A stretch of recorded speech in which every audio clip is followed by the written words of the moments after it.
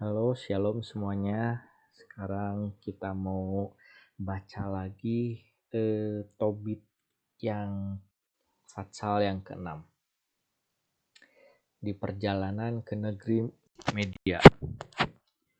Adapun anak muda itu berangkat dengan disertai malaikat itu. Anjing pun ikut serta dengan mereka. Mereka berdua berjalan terus. Ketika menjadi malam pada hari pertama, bermalamlah mereka di dekat sungai Tigris.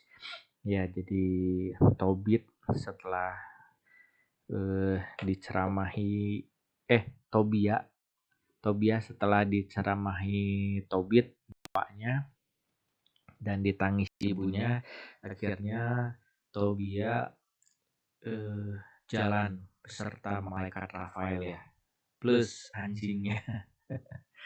Oke. Pemuda itu turun untuk membasuh kakinya di sungai Tigris.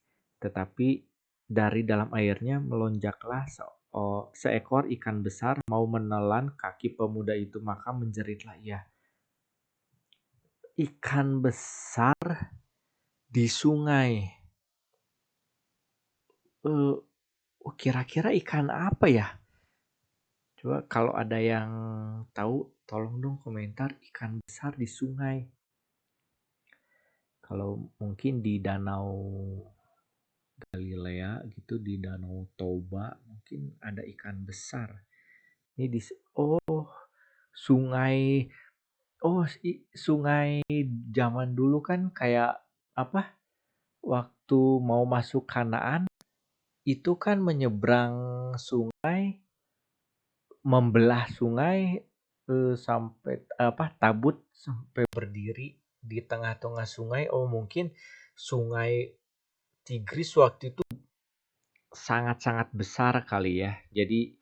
Jadi masih ada berbagai macam ikan besar, tapi yang jadi tetap yang jadi pertanyaan, ikan apa itu yang ada di sungai itu. Menarik nih. Tetapi kata malaikat itu kepadanya, tangkaplah dan peganglah ikan itu. Kirain teh ikan ini ikan karnivora, semacam apa, piranha atau gimana ya? Soalnya kakinya mau ditelan, tapi tetap bisa. Ikan itu pun lalu digagahi oleh pemuda itu dan dihelanya ke darat.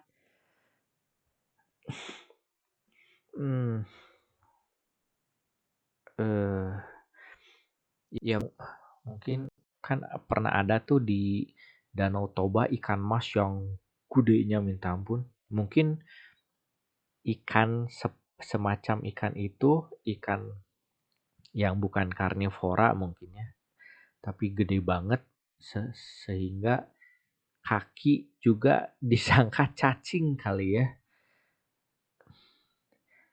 Makanya karena ikannya bukan karnivora, makanya bisa ditangkap gitu.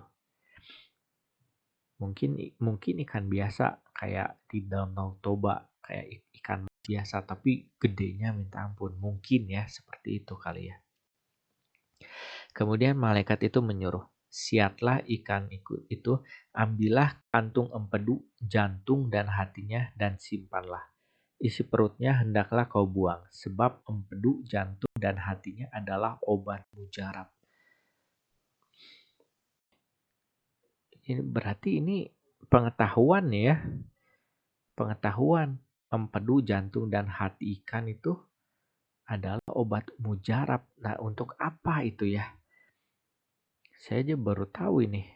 Untuk apa itu? Maka disiatlah ikan itu oleh pemuda itu dan dipungutnya kantung empedu, jantung dan hati. Ikan itu dipanggangnya lalu dimakannya dan sebagian diasinkannya. Lalu berjalanlah mereka terus bersama sampai di dekat negeri Media. Maka bertanyalah pemuda itu kepada malaikat itu, Saudara Azaria, obat apa ada di dalam jantung dan hati ikan itu dan di dalam empedunya? Nah kan, Tobia pun bingung kan. Rafael kan malaikat penyembuh ya. Ya, betul. Saut malaikat itu, jantung dan hati itu boleh diasapkan di depan laki-laki atau perempuan yang kerasukan setan atau roh jahat. Lalu segenap gangguan lenyap daripadanya dan tidak tinggal lagi padanya untuk selama-lamanya. Oh, ini bisa dicoba, boleh dicoba ini. Coba benar nggak ini ya?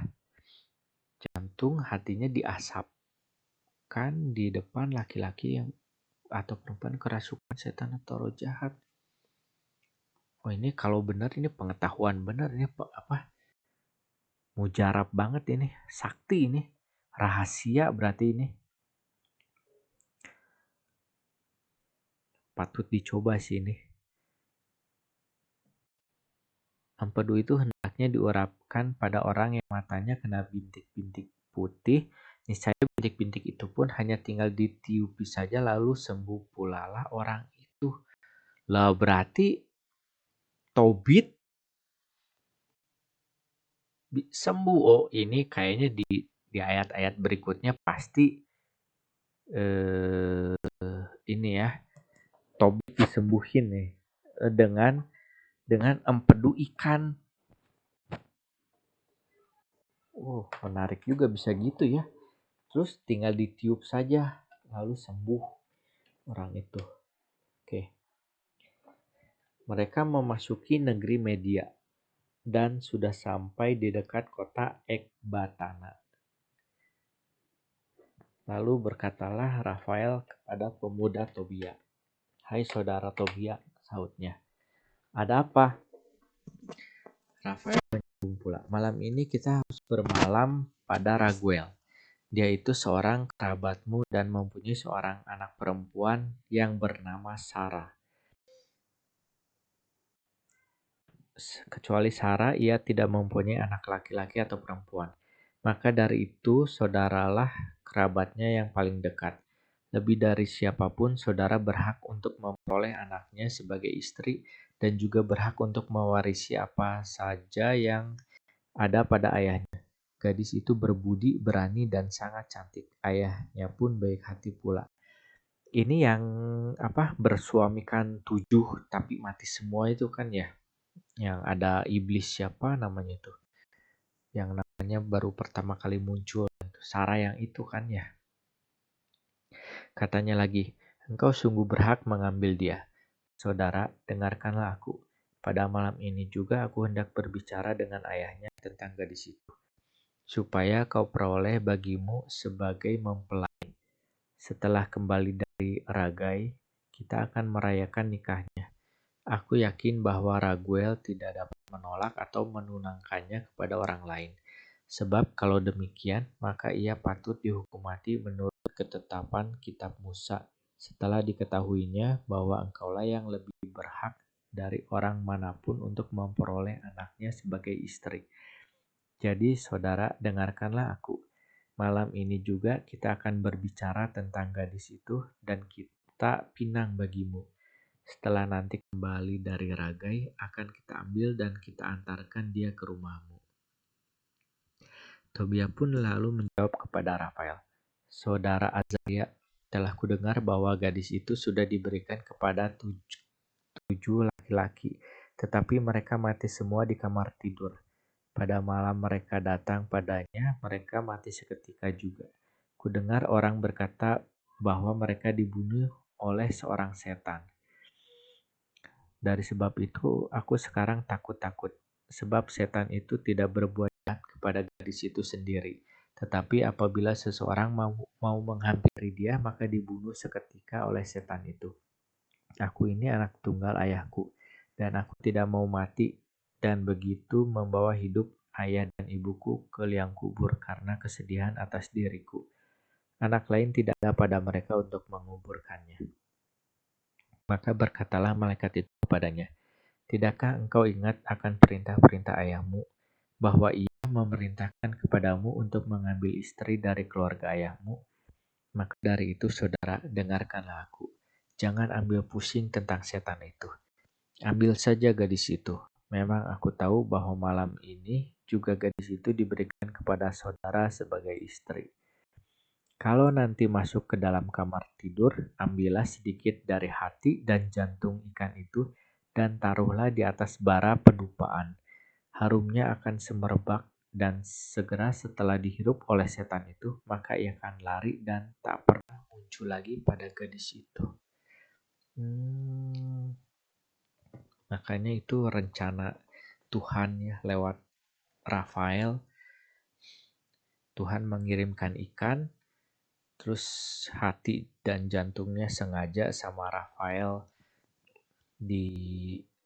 diperintahkan Tobia untuk disimpan untuk saat seperti ini. 18. Waktu engkau mau bersatu dengannya, hendaklah kamu berdua berdiri dahulu untuk berdoa. Mohonlah kepada Tuhan semesta langit, moga-moga ia berbelas kasihan kepada kamu dan melindungi kamu. Jangan takut, gadis itu diuntukkan bagimu sejak sedia kala, dan engkaulah yang akan menyelamatkannya. Ia pasti akan berangkat bersama denganmu, dan kukira engkau mendapat anak daripadanya, yang seolah-olah akan menjadi saudara-saudaramu. Jangan ambil pusing. Ketika Tobia mendengar perkataan Rafael itu dan bahwa Sarah adalah saudarinya dari keluarga dan keturunan ayahnya, maka gadis itu sangat dicintainya dan hatinya segera berpaut padanya. Oke.